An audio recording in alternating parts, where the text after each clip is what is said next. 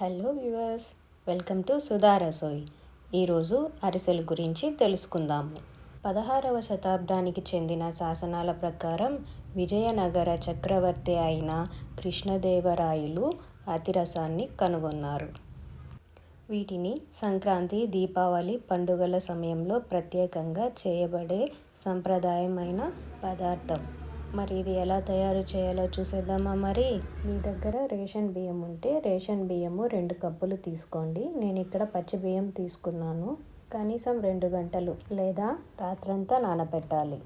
నానబెట్టిన ఈ బియ్యాన్ని నీళ్లు ఏమాత్రం లేకుండా వడకట్టి మిక్సీ పట్టి పౌడర్గా చేయాలి.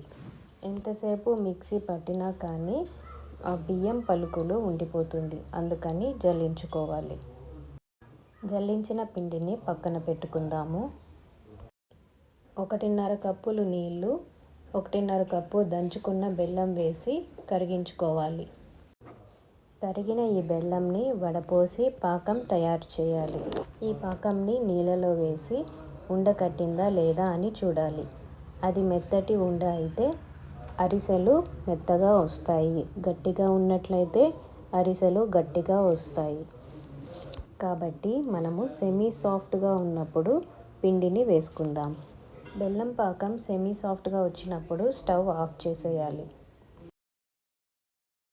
యాలకుల పొడి తగినంత వేసుకొని కలుపుకోవాలి. తడి పిండిని కొంచెం కొంచెంగా పిండి వేస్తూ కలపాలి.